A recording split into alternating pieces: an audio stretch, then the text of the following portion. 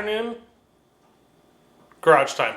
I'm really kind of excited about this. Gonna get it done today, get this motor dropped. I have some ideas on kind of what I want to do as far as using the lift, like I did in another video where I took batteries out of my Fisker Karma. And I used the transmission jack to place the batteries onto the lift, and then I used the lift to, well, take the batteries back down to the ground. Worked really well for me. Well, I'm gonna do kind of the same thing here. I'm kind of excited about getting this. I've kind of dreamt it all up in my head. The other, the Fisker video was kind of weird because I ended up having to put some cross braces in there and actually rest it on the runways of the lift. But hey, it worked really well and it was a perfectly safe thing to do. And very similar right here. So what I have is I have a typical transmission jack, hydraulic transmission jack. So I think the idea I have in mind is this, what they call this a jack tray. It's built out of 1/4-inch steel. It's really, really strong. It's meant to hold the weight of the vehicle. And, because of the nature that it has diamond plate on it, it's really easy to, you can pretty much hold this thing wherever you want it. So I'm kind of want to use that. And maybe I could get the engine fitted onto this thing somehow. And that's going to basically take, maybe I'll have to drill a big hole in the middle of this to get the hydraulic ram of the jack through, and I think that's what I'm going to do here. And then probably going to have to build this up a little bit with some wood, and then maybe get something for the engine to fit. This is going to be a big project. I've thought about it a lot, and I think I've come up with a really good idea. Anyway, start by cutting that hole, and then we'll go from there. Make it happen.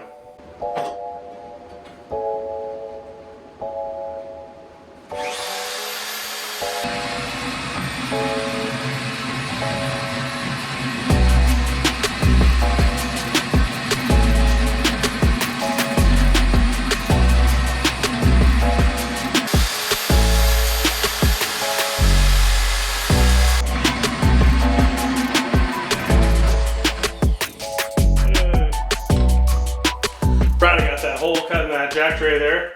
So one thing was I didn't use a hole saw. It was big enough, so I had to ream it out, but it looks pretty good now. So now I have the transmission jack underneath it. And so now what I need to do is build up a little platform for the engine to sit on, and kind of came up with something like this. So this is kind of I guess we'll see if it fits inside of here. And then perfect. So now what that's going to do is it's going to provide a little height for the engine to kind of sit on there, and so we can, I think it'll clear this exhaust here, and so we can kind of get it down onto here, and then move the whole thing backwards in one piece. So another thing that I need to do is figure out what I'm going to do up at the top here, and I think I'm going to put something onto the motor, like a piece of wood that goes right along the spine of it. I think that maybe if I make a cutout for the, the drain plug, that it'll kind of fit on there pretty good. And so the engine has something really just kind of solid to rest on, which is the engine case itself. All right, so this is what I came up with. So this piece of wood here is going to kind of go and fit underneath the motor, fit flat, and then I put these two cleats in it, so it could kind of rest on here and slide back and forth, but yet not slide off of this. So once the engine gets on that, it's there to stay. Put a couple more cleats on it here, because I think what I'm going to do, I'm going to use this part of the cross beam adapter, and I'm going to use this to push sort of like that underneath. So then these two cleats here are so it doesn't slide back and forth this way while I'm trying to wrestle the engine and drop it about probably backwards about 6 inches and downwards about 6 inches till it hits this little cradle I made here.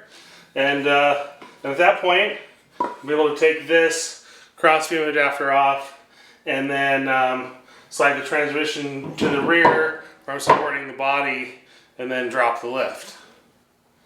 Easy peasy. I think it's going to work just fine. In fact, I think it's going to be really safe too. So let's see, we'll put this on there like that. Then this should be able to drop down inside of here. And so then this will go there, and then that'll fit the drain plug. And a little cutout for the oil line right here. And shoot, I think that's gonna lift just fine. Well, now one thing I almost forgot to do was check the oil level before I drop the oil. I know that the turbo engines are very susceptible to blowing smoke if you have high oil levels. So definitely want to figure that out.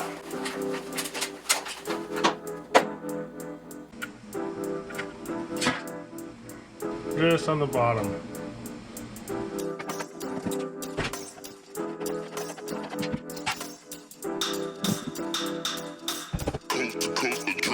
Next level.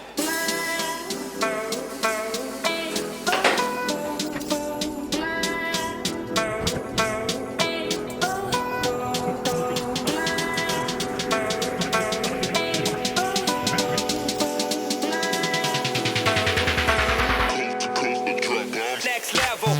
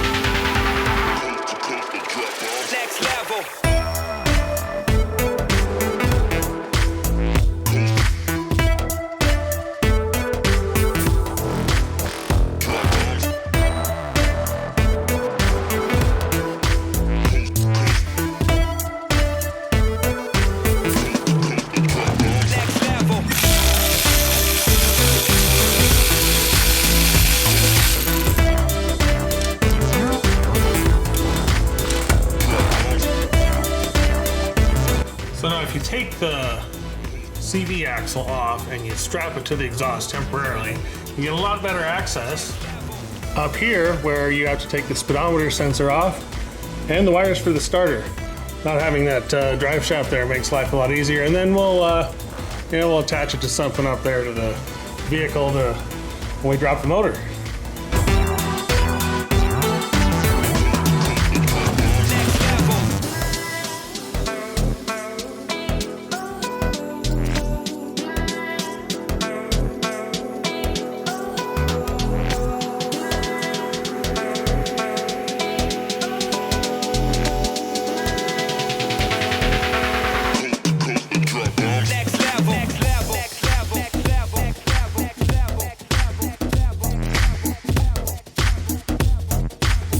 Oh well, I was about ready to disconnect the reverse light, which is right here.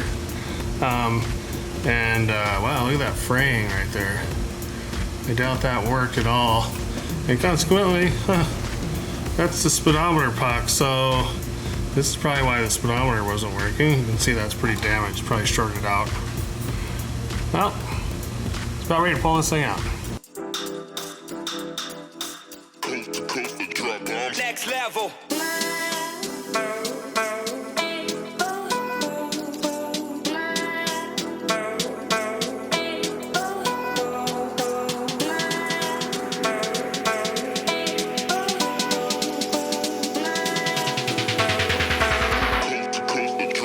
Next level.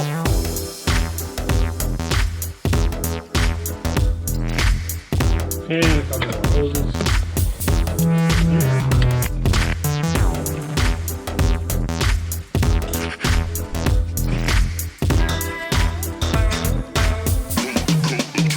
Next level.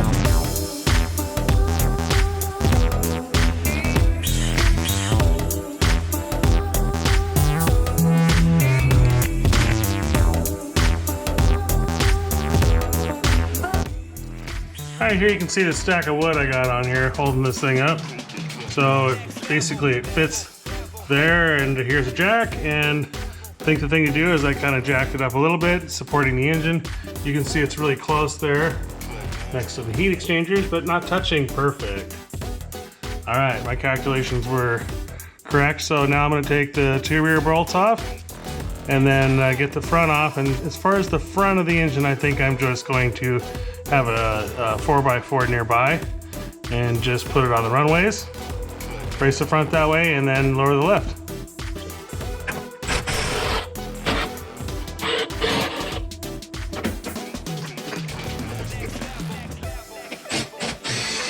There we go.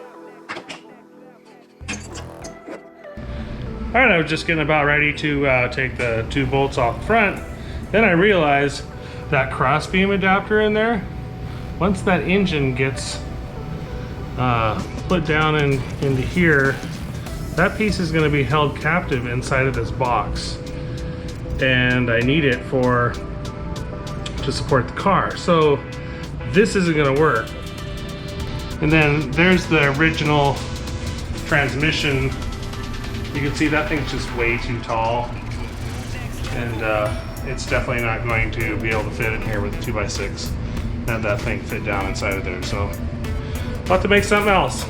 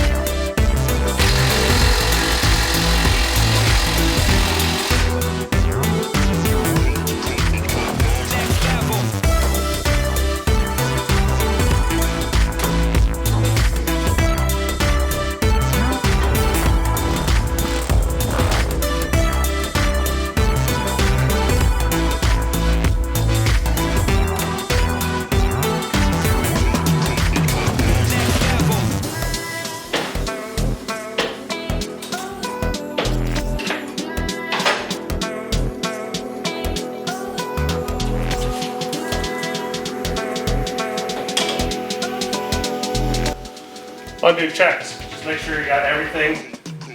Everything's disconnected. I'm not seeing any problems. Maybe a wire back now. It's a spark plug wire. Next level. Next level. Next level.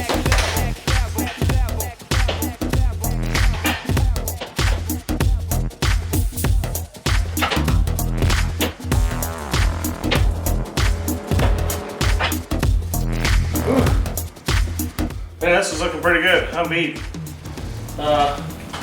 Didn't quite work out as planned, but you can see now the thing's up in the air. See, I can do whatever I want to it. I can pull the suspension off the rear. I'm probably just going to get in there, do the engine compartment completely, do all the suspension, do the CV axles, you know, of course the motor, clutch, all that good stuff. And then what's cool about this, we can just kind of just have it out, work with it, and get it all where we want it, and put it back in. So now maybe I can see if I can get this off of here, get this decoupled from the transmission and onto the engine yoke here, and or the engine stand. Bolt the yoke on and put it on the engine stand. Probably going to need the hoist for that. And I'm really happy with the ground I covered today. So if you like this kind of content, please subscribe. Plenty more to come.